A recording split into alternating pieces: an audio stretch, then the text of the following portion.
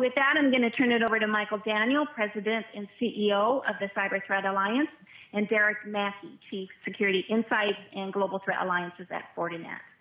Michael, over to you to begin the fireside chat. Great. Thank you, Jeanette.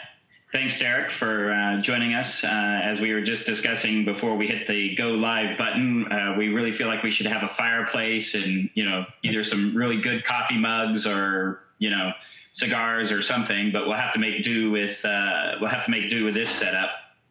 But thanks for joining us. Yeah, no problem. It's good to see you again, Michael. Happy to be here.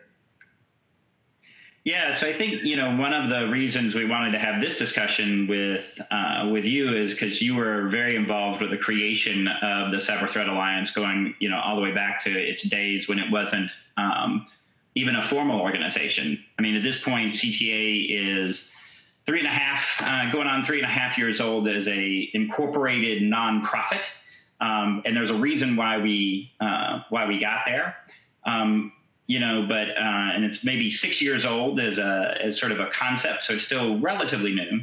But we've been talking about threat intelligence sharing, information sharing for over 20 years now, and I think one of the things that really is quite fascinating to me is I think there's this conception out there of, well, information sharing should just be like flipping a switch, the pipes, you like turning on the tap for water, you just flip the switch or you turn the knob and the information just starts to flow. I mean, it never seems to quite work that way. And so, I thought one of the things we could talk about was sort of your observations of what was lacking back, when CTA got started, and sort of how, Fortinet came to be in the place where it was one of the founders of CTA. Sure. Yeah. Well, if it was easy, we wouldn't be here right now, right? It's to your point, it's not easy, and it's been a big challenge in the industry, like you said, for years, that the industry just simply hadn't solved, right? And it simply needed more than one engineer or a handful of engineers from one organization. And I think we realized that before. Michael, there's been sharing efforts, of course, going on in the industry, particularly on the malware side, for years, ever since I joined our labs in FortiGuard Labs in 2004. We had quite a few sharing partners for malware, but it's very simple. It was just doing a handful of, binary sample exchanges. In a lot of cases, there's no checks. It's just like, here, I'm going to give you some info. Hopefully that's useful. Give me some info. And that was the extent. So then obviously as the attack surface grew, there's a lot of volume, right? So a lot more samples, not just a handful. And then there's a lot more overlap, a lot more redundancy. And that created problems. And so going back to the origins of the CTA, this was the original problem we wanted to solve, at least doing something unique in the industry. And there's a lot of great sharing efforts out there, but we wanted to truly bring some key stakeholders to the table, the vendors, and then also, create something that could be used.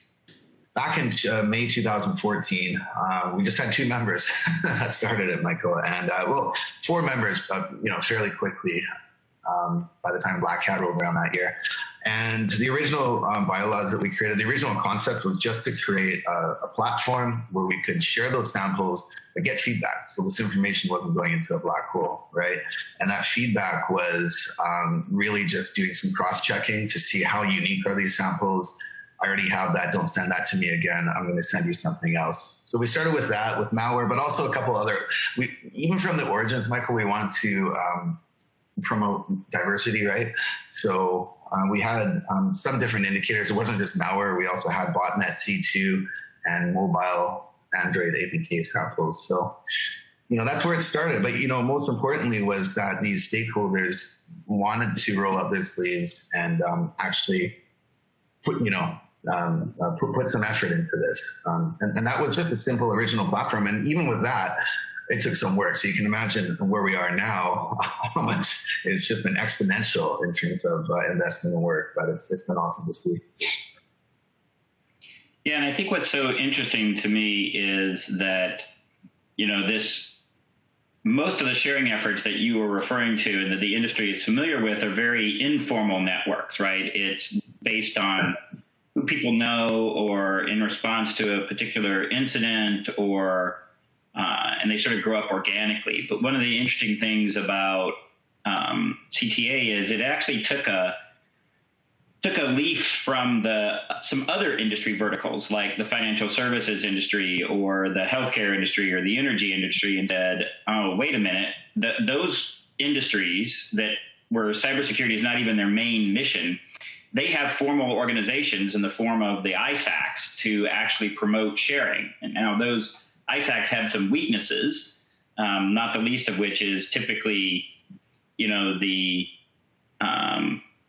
a very small number of members are the ones that are doing most of the contributing, and most members don't contribute on a regular basis. And that's one of the challenges that those organizations have. So we built CTA to actually take that head on. And so one of the more interesting bits to me about CTA, in addition to the need to just have this formal organization, right, with staff and an actual platform, was some of the business rules that we put in place. And to me, that's as interesting as the technical platform, right, which was and in fact, I've actually joked that the building the technical platform was the easier part. Getting CTA stood up, that the creating the business rules and then the nonprofit itself was actually far harder than the actual technical nuts and bolts, at least to get it started. Yeah, definitely. And I think again, that's there's no magical switch that you can just flick on, and especially when you're bringing more organizations in, like we have. That's certainly getting up to that point. That was a long journey. I mean, that was a lot of meetings, a lot of support, a lot of different discussions on how is the foundation going to be set up. I mean, obviously back then when it was non-formal, back in 2014 when we started it, it was very much ad hoc scrums. Some phone calls would set up, hey, let's try to keep the ball moving. Now, of course, with the structure we have in the CTA, with through the operating guidelines, with our various committees and our working groups that we've set up, that's, in my point of view, as a member, that's been a huge leap forward, right? Because that actually gets apart from the automated sharing that we do on the platform, from the human aspect, right? That gets people constantly engaged because these meetings are regular, and I think that's been a really good indicator of success for the CTA in my point of view too, Michael. Yeah, I think when you look at it, one of the things that typically, right, was we said, okay, we're going to actually require our members to share, and that was a very fundamental business rule, right, that we have in place. And we came up with mechanisms to enforce that sharing. We have a scoring algorithm, right? We set a point threshold. And so that's part of that business rule is really, really key to, making CTA work and function as an organization, because everybody has to contribute at least a minimum amount in order to get access to what everybody else is sharing. Yeah, just thinking about it too, there's like the ultimate goal, obviously what we're trying to do, there's various, but at the end of the day, trying to make it more expensive for cyber criminals to operate. We started just with the vendors. Now, of course, it's not just vendors, because we have telco operators, we have various vertical expertise, like you said, and research functions.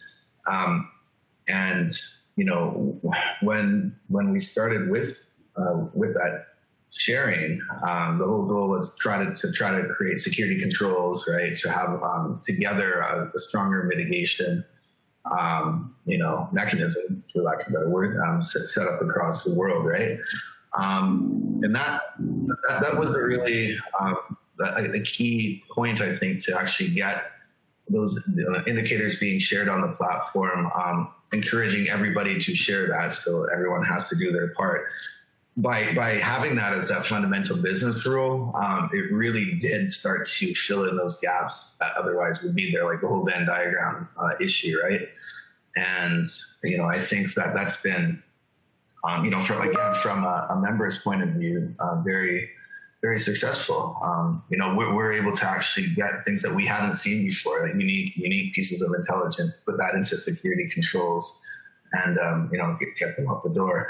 And that's the difference to Michael, in my point of view. If we look at again, everyone has to do their part, in my point of view, in the ecosystem. So not knocking the ISACs at all, the ISLs. I mean, these are all fundamental organizations. Some of them have been around doing good things for a while. But in some of them, they're more security advisory, FYI, here's some IOCs, more of one-way streets. And that's been, to me, one of the big differences with CTAs. It's truly bidirectional, just because of that fundamental business rule that you're talking about. Yeah, and I think certainly what I see from my perch inside CTA is that there is good give and take. But one of the things that is always interesting to me is that when we do recruitment, when we go out and we talk to potential new members, nobody's quite sure at first what to make of us in many ways. So you're kind of like VT. Well, no, not exactly. There's some aspects that are similar. So you're kind of what are you? I mean, there's, so what do we do with your data? Well, there's a lot of different things you can do with CTA data. And I often get asked about our use cases. And I joke that if I have 26 members in the alliance right now, I've got at least 52 different use cases, probably more, because everybody's use case for how they use CTA is a little bit different. From your perspective, from Fortinet's perspective, you've mentioned some of them, the automated, feeding that into some of the products and services that Fortinet offers. What are some of the other ways that you think about how CTA fits in with the Fortinet sort of business model and what you're trying to do? Yeah, so the automated part, for sure, that was where we started, and we're still heavily using that, and we have daily ingress traffic from that. We've actually built systems on the back end, to threat intelligence monitoring system, very similar to the CTA platform as well with Magellan, where we were basically seeing what are we getting in, is it useful, and is it actually being effective, right? Like, is it actually mitigating, blocking attacks? And that's been the CTA has been the reason that we actually created that, because we have a lot of that, a lot of good intelligence, a lot of diverse information coming through. So there's that part. But, really, going back to what I said, there's so many different elements of the CTA, Michael. From my point of view, and I know we've talked about this before, the human aspect is just as important, if not more sometimes. There's the trust, really, like these trusted relationships through competitors that we've built up. That's something that was unheard of really in the industry before. And it's because, because the people that we meet, the joint engineering resources that we have, everyone wants to everyone's shooting for the same goal. And to me, that's very useful. Being able to get on weekly meetings, on phone calls from an incident response perspective. We've talked about this before. When we have breaking industry security events, you really have to start. You can't just, at that point in time, rely on speeds and feeds, right? You have to rely on human expertise to break it down, and human networks too. And that is extremely powerful. Because otherwise, without the CTA before, it would just be a small handful of those in some of these, we're going to call it siloed, but multiple organizations across the world. And that's really what the CTA has done. That's powerful to me, right? It's brought everybody together under one roof. And we've talked about that before as WannaCry when it broke, right? Where we've actually debunked myths. That's very, very useful. Yeah. And then also, jointly working together on papers, right? I mean, that was the thing when we launched the Crypto Wallet 3 paper. That was quite some time ago now. That was our first effort. That was a human effort together. The day after we had released that paper, us and other vendors immediately saw an effect. We saw a drop off in crypto Wall3 activity, and ultimately that group ended up, fading out. That's really powerful to me. The other thing I would say too, one of my favorite things, Michael, is the early share mechanisms that we've set up in the CTA. That again, this whole powered by CTA angle. This is the trust factor I was talking about. We've done over. I lose track. There's so many now. I think we've done over 200 of these easily. Yeah, and so for those of you who are watching that don't know, these are trusted shares that we set up before we actually go live publicly with intelligence and information security blogs, playbooks, things like that. We actually share and trust with this information because it's an advantage to us if all of us can be ready in terms of security, controls, mitigations, all that sort of stuff. So there's no surprises when we go live with this. That's a powerful way to fight back against these guys, i.e. the cyber criminals who always move without any restrictions, right? But we need to be able to move in an agile way too. And to me, that's been a really good thing with the early shares. Yeah, and I think that's been we've been building that up over some period of time, and it started too with the idea that there was a particularly nasty set of malware out there, the VPN filter kit that targeted edge devices, right? And there again, we saw a similar sort of effect of when all of our members went sort of with Cisco in the lead, but all of you sort of followed on with your additional research that you came out with, like the adversary sort of abandoned that infrastructure and abandoned that kit in a way that I don't think any of us actually expected them to quite have that reaction. In fact, I keep waiting for VPN filter to show back up in some modified form. But I think that was those are good examples. And what's also interesting to me is that we work very hard. You mentioned the competitive aspect. And from my perspective, CTA is really about collaboration, right? But we keep it in a very specific box, right? So that all of you can continue to be competitors out of the marketplace and compete for business. And, you still have to work hard. And in fact, we've given a whole webinar on how being part of CTA makes you more competitive. But we still have created this neutral space, if you will, that allows competitors to have a zone where they can in those areas and in that zone, when it comes to threat research and what the bad guys are doing, and how do we counter what the bad guys are doing, that we can be very collaborative in that space. And that's certainly what we need, given what the adversaries are doing. And so to me, it's very interesting how, we've been able to create that environment even among some pretty fierce competitors out of the marketplace, but it actually works inside the CTA neutral zone. Yeah. And to your point, Michael, I mean, two things you hit on there. One, yeah. So you mentioned that you did that. Well, we didn't expect a VPN filter to react that way, the group behind it. But again, just like the crypto wall thing I was mentioning, that was just another milestone. And I think to that point, what I'm trying to say is that the CTA, we've proven it can actually act as a very effective disruption tool in the cybercrime ecosystem. It's not always easy to achieve, right? And I think it's just enhanced because of the collective power that we have between all the members now. And yeah, that neutral ground is so important. And to your point that you talked about earlier, that's not easy to create that space. I mean, that's the result of setting up.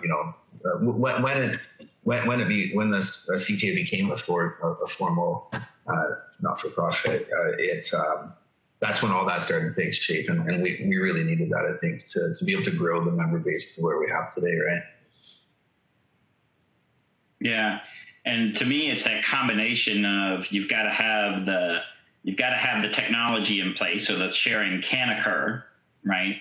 You've got to have the business rules in place that set up the right set of incentives that create that incentive structure where companies both are incentivized to share and get something out of it, and then you've got to have that trust space. You've got to build out that trust space so that you can have that interact again, even among competitors. And so, to me, part of it's that combination of all of those things, right? And if you take out any one of those, right, it doesn't work. And to me, that's the combination that we've been able to come up with that's actually made CTA possible, is a combination of technology and business rules and participation and structure. I mean, the other thing that I'm looking at too is that, and what I hope that CTA can help serve as, is that what we want is to be able to create the structures that can endure, right? So that between the times that you have a crypto wall or a VPN filter or these COVID scams or other things, that in between those times, we can keep those connections, right? We can have that engagement so that when something bad happens, you don't have to build all of that from scratch all over again. That it's there and ready for people to use and leverage into a greater effect, so that we don't lose time fighting the bad guys because we're trying to get ourselves organized yet again. And that's the kind of role that I see CTA playing. Yeah, and it's both sides of the fence, right? So what you're talking about, the preparedness factor, right? The sharing, the having the controls, the early shares, the backbone, as we call it, are breaking with the human factor. That's the reactive piece, but there's also the proactive piece. Like there's the engineering component of the CTA. I mean, if you look at the Magellan platform, right? I mean, obviously it's been a tremendous help, Michael, having your staff on board, and now we didn't have that from day one, right? I mean, like in 2014, but now obviously we have great leadership at the CTA, but we also have the members contributing in different ways, not just sending IOCs and playbooks and packages and things like this, but a good example, right? Where we could actually use engineers from various members to do beta testing, to do in some cases some contributions as well. That's another, again, to what you're talking about is not just one problem we're trying to solve. Everything has to work together, and that's the really tough part. Because traditionally, for a model like that, you would have something like GitHub or contributing engineering resources, but we managed to put all of that, again, under one roof, and I think that's it's really cool. Yeah, and I think that, to me, the other piece of this is that, this is not something that you do in a quarter, right, or half a year, or even a year, right? I mean, we've been talking about the fact that some of this journey began back in May of 2014, right? And 6 years later, I would say that in many ways, CTA is still a work in progress. We are still learning how to make sure that we've got the incentives structured properly. We're still updating and tweaking the algorithm, for example, that we use to sort of assess the point value of incoming intelligence. We're still updating even our bylaws upon occasion. We're still updating. And I think it's a continuous learning process as well. Like we have to evolve as the threats evolve, as the industry evolves. And we're now looking, I think, beyond just the sort of traditional pure play cybersecurity companies. I really view CTA's sort of market, if you will, for attracting members is, yes, the pure play cybersecurity companies, but also your telcos and your MSSPs and your platform providers. And to me, what unites that is I see CTA as kind of the ISAC, if you will, the sharing platform for those that provide cybersecurity services to others, right? Mm-hmm. The difference is that in many of the other industry verticals, it's mostly they're responsible for protecting their own networks, which is they're often really huge and really important. But CTA is really focused on those organizations that provide cybersecurity services to others. And that's a niche, I think, that is really important to have, because those are the organizations that can really, deploy protections and make an impact on the ecosystem as a whole in a hurry. And so really making sure that we have that as a good,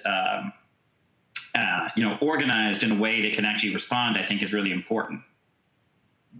Yeah, definitely. And I think, like you said, nothing happens overnight.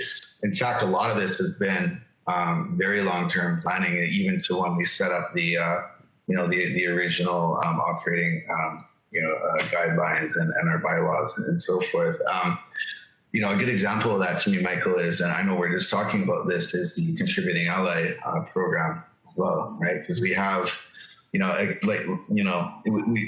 think when that was set up by design, it was set up for scalability, for success. We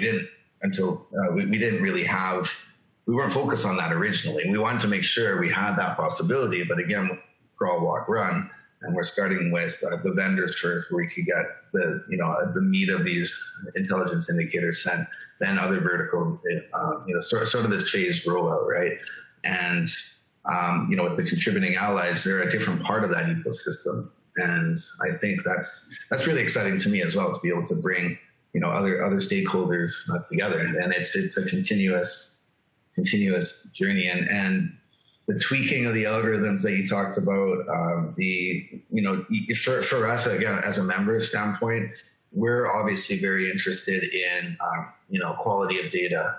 We're interested in, reducing false positives. We're interested in contextualizing data, which has been a big success to the Magellan platform. I think maybe we can talk about that in a second, because that's been a huge leap forward, right, in terms of actually not just having flat IOCs, but what I would call knowledge, right? Contextual knowledge. Right. Those are the things that we're interested in. But again, until you have that technology piece put together, which is the first problem with solving, you don't have that visibility. And I know that the CTA is constantly reviewing, what members are contributing, what types of data, encouraging diversity. Just having that visibility has been key, because it allows us. This is that bidirectional mechanism I was talking about. This allows us to say, "Oh, hey, we're not scoring well on this, or there's a gap here. We can identify those gaps, and then go back to our engineering groups and see how we can fill those gaps to contribute more." And I think that's been another great piece of that, the platform, and that continuous tuning process, right?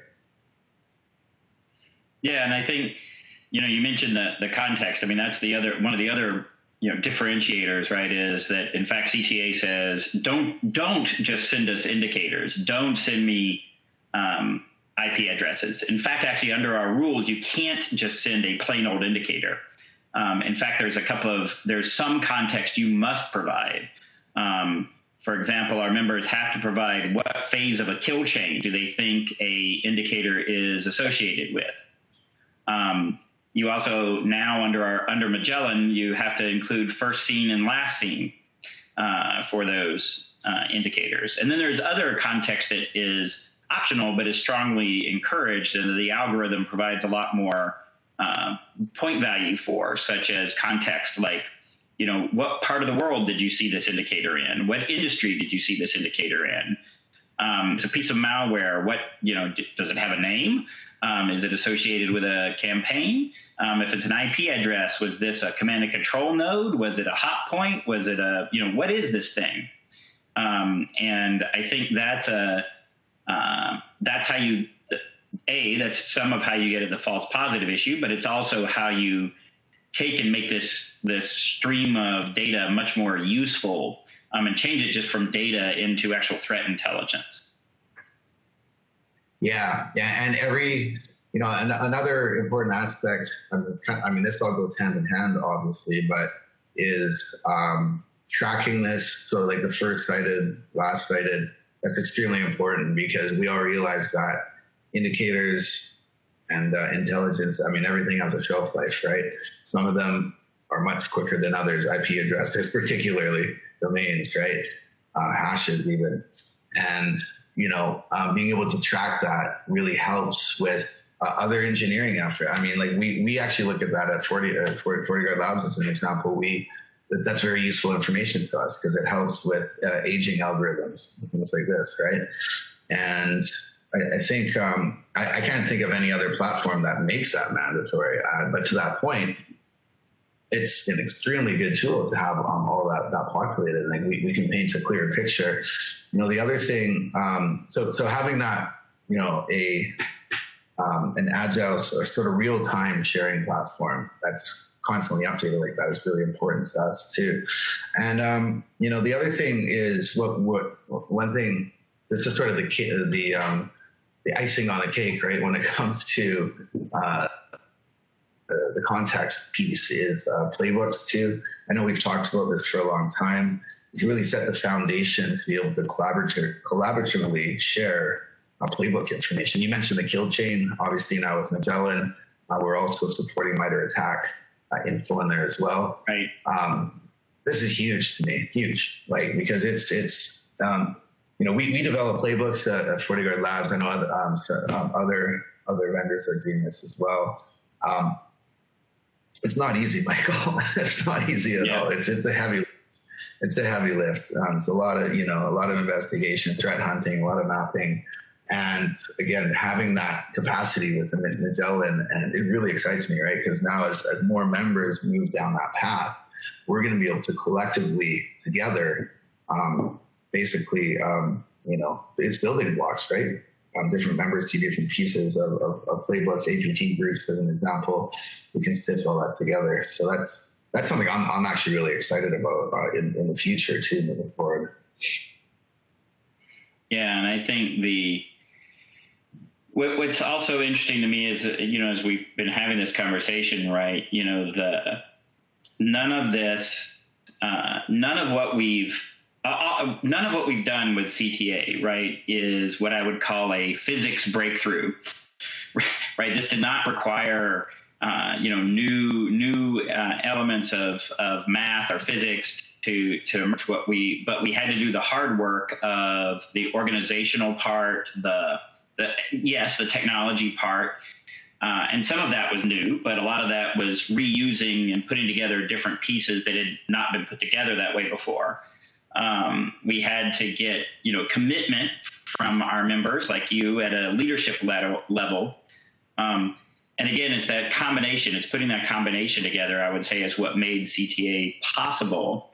And the other piece to me is that long-term view that we've been talking about, is that you have to be in this for the long game. This is not something that you do just for a little while. It has to become part of the culture of the participating organizations. That CTA is one of the things. It is one of the places that you go to get your information, right? And that it's built into your engineering processes and your researcher processes. And that's really how you get the value back out of CTA, but it's also what makes CTA work really in the long run.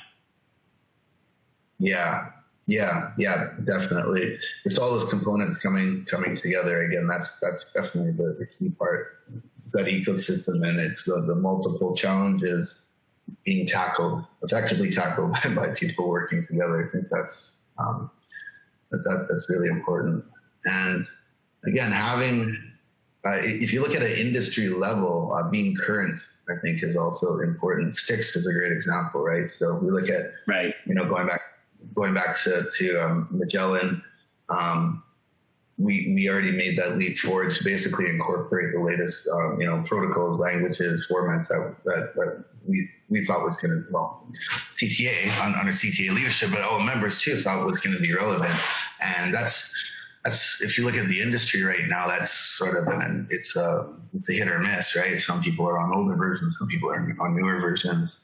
But I think the CTA got ahead of that curve too, in terms of timing to be able to implement that. And that's really important, I think, to stay current in industry and even work with some of those standards bodies and groups. I know that various members are already engaged in that too. Yeah. So I think just one other point before we kind of turn it over to get some Q&A, maybe from the audience or anybody who's watching. But I think the other aspect that's been interesting that we also get a lot of questions about is our relationship to governments, and how CTA is built on the idea of it being a private sector initiative. And we certainly have relationships with governments, right? We want to work with particularly certs around the world, but anybody who is working against the malicious activity that's online.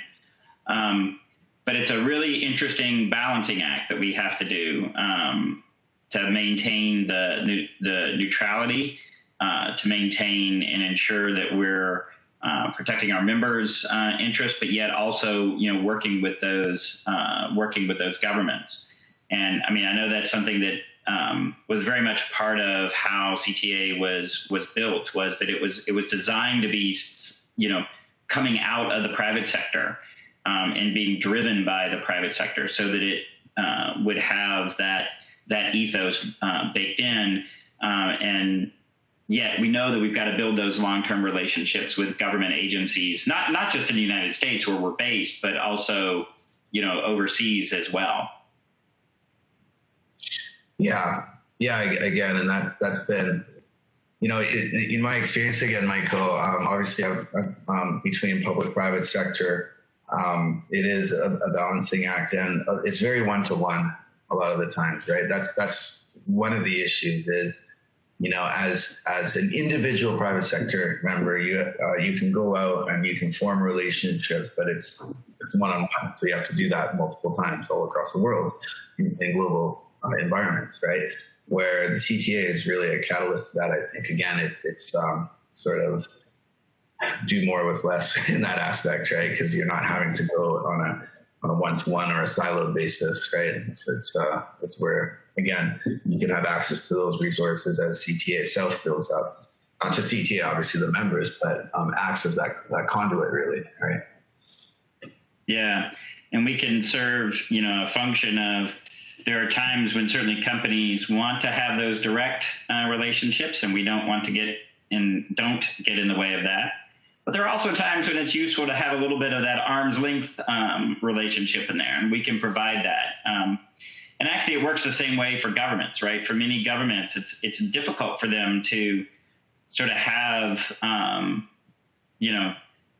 they have to be careful about those one-on-one relationships because they don't want to show favoritism to any one particular company. And so having an organization like CTA where they can say, I can get to a whole bunch of the industry with, if I want to get some information out to the industry, like I can go to CTA and I can get to a lot of, a large number of vendors that way. So and it's a nonprofit, right? I mean, it's not in the business of making money. And so that actually makes it easier for the government interactions.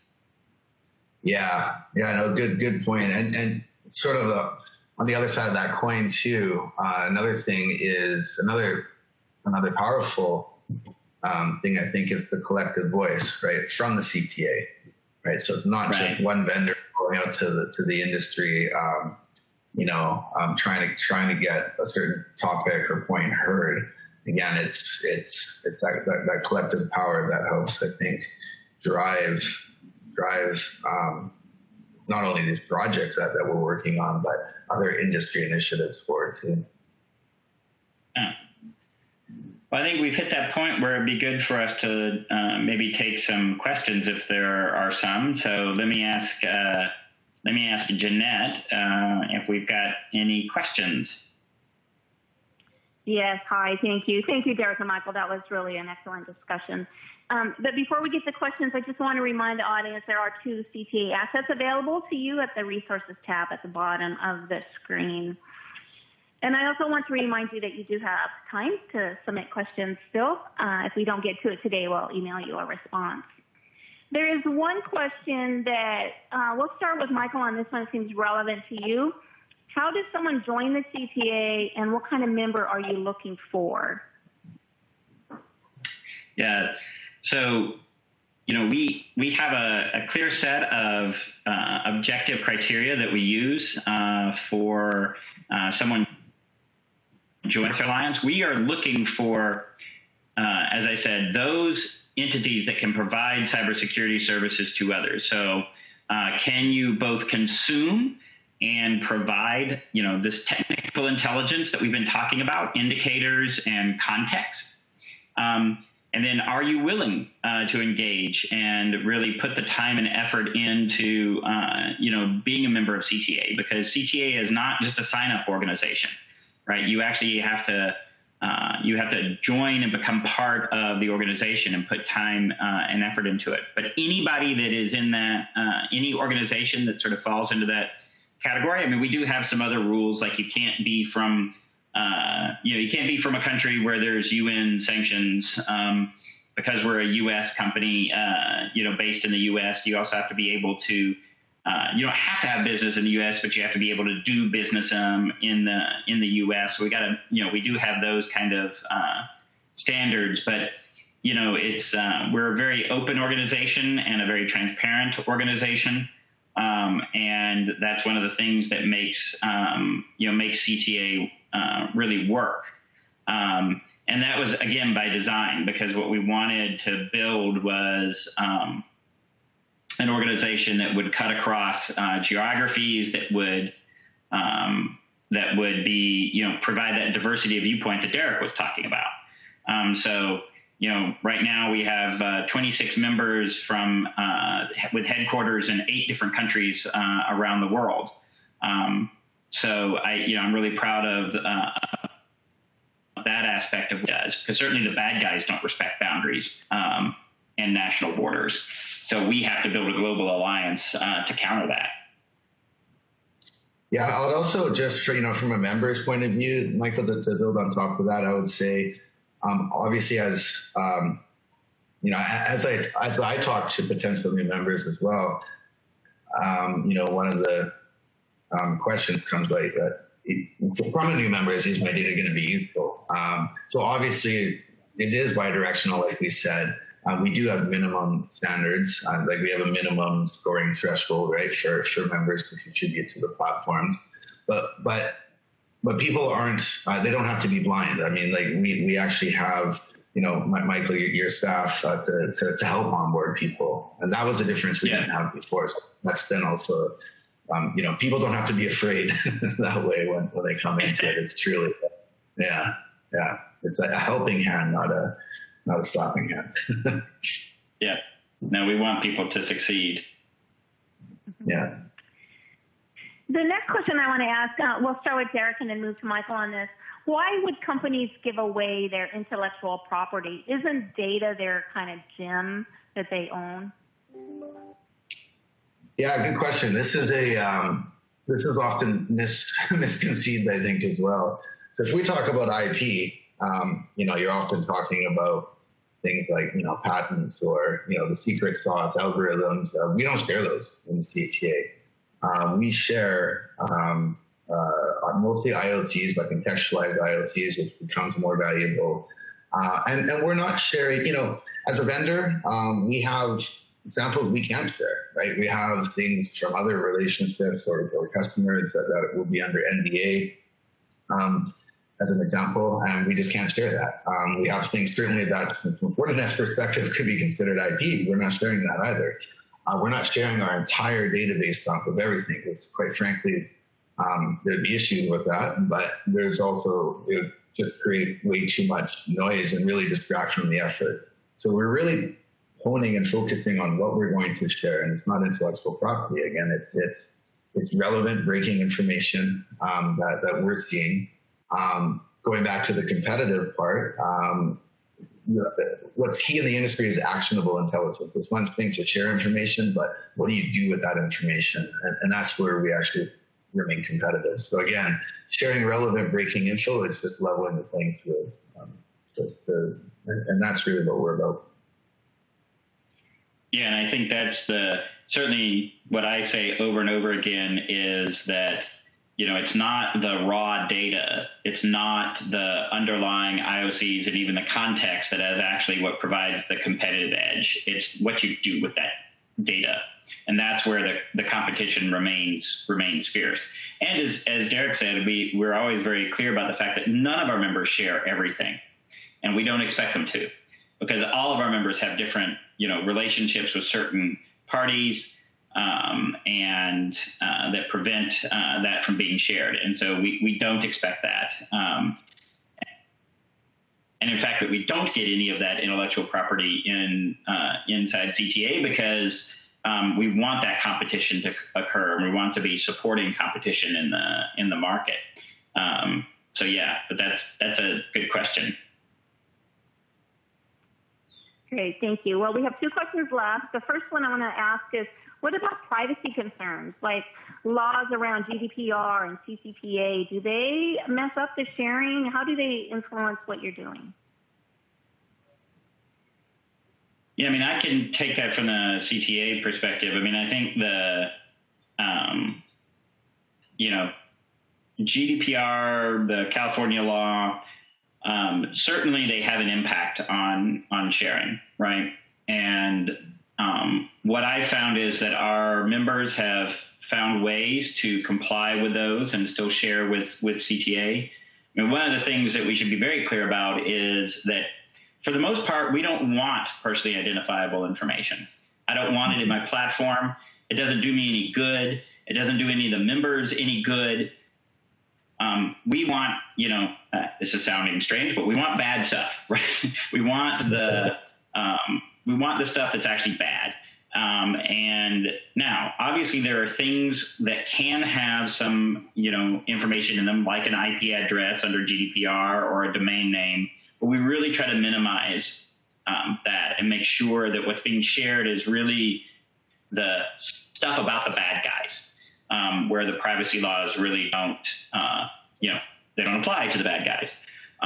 But I will say that as a collective voice, one of the things that CTA tries to advocate for is smart privacy laws and smart implementation of those laws, so that you don't actually interfere with what the security companies are trying to do.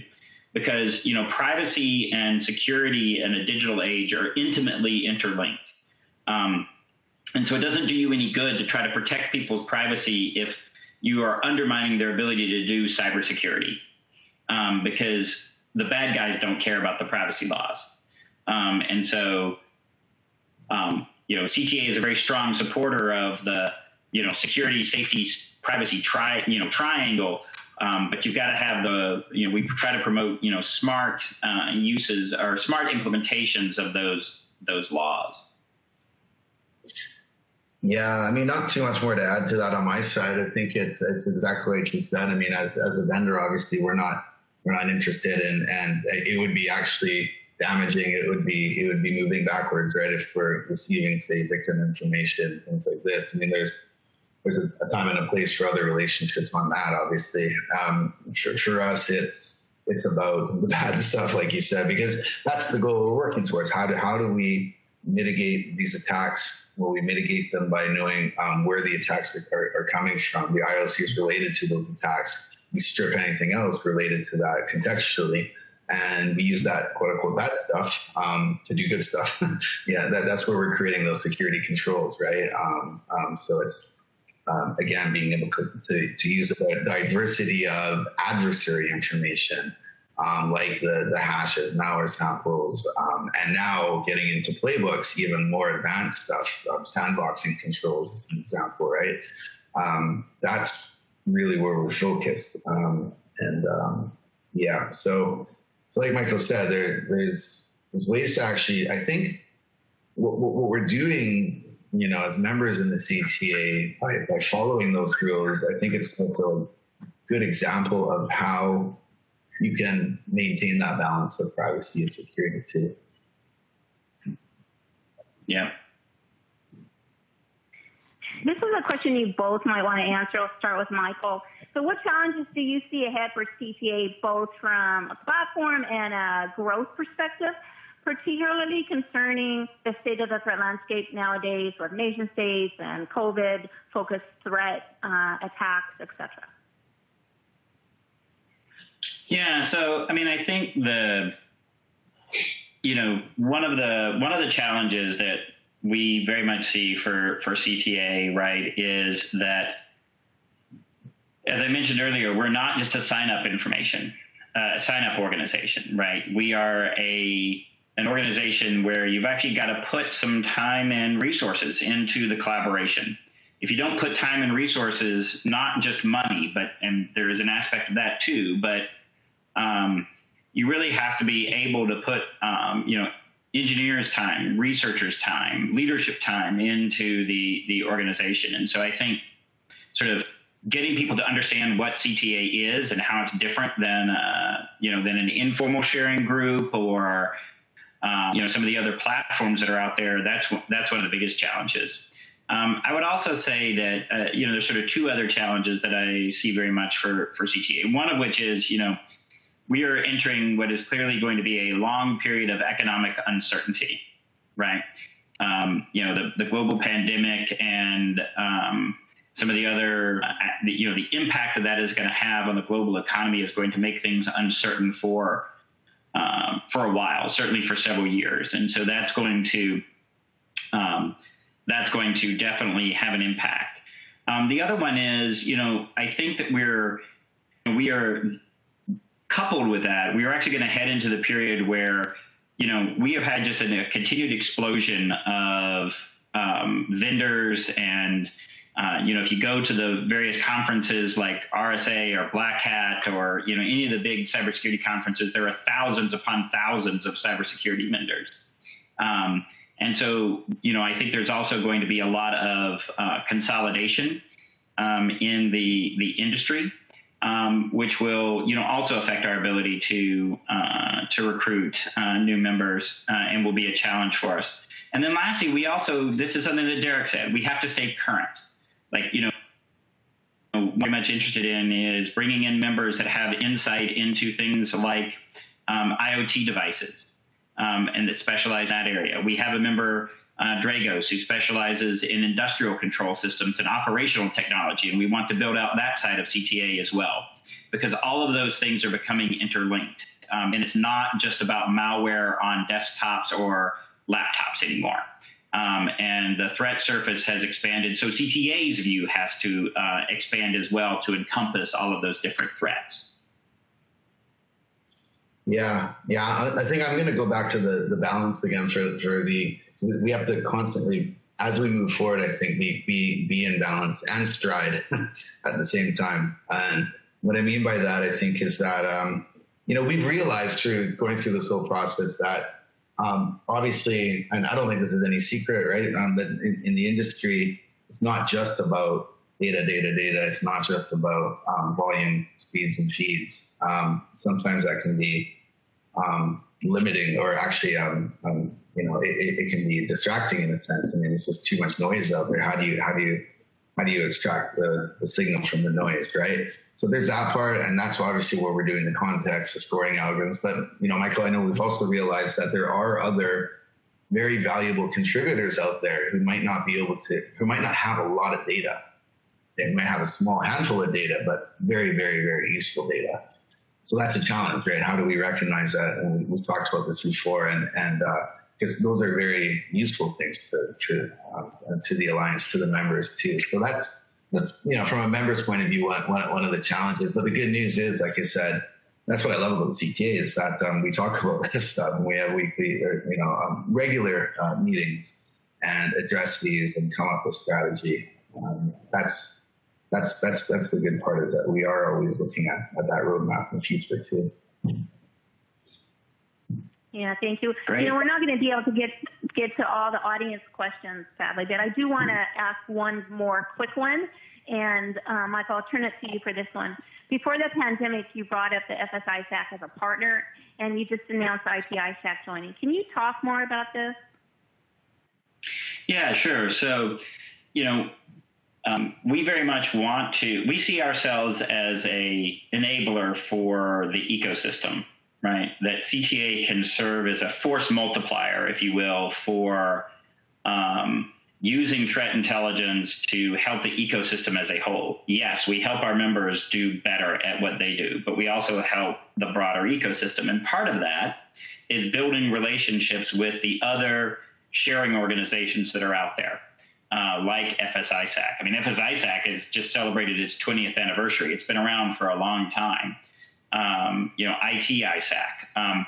These are great organizations for us to be able to plug into and to share back and forth from what are their analysts seeing, what would they want to know from the cybersecurity industry, and so really we're looking to build out that relationship with those organizations, but also so that we have a long-standing relationship, so that if something really bad happens and we need to help organize the response to a major cyber crisis, that we have those relationships in place. As I always say, you do not want to be exchanging business cards in the middle of a crisis. We want to already know who to talk to at those organizations, so that if we need to get information rapidly to the financial sector, or if the financial sector needs to get information rapidly to the security sector, that can happen.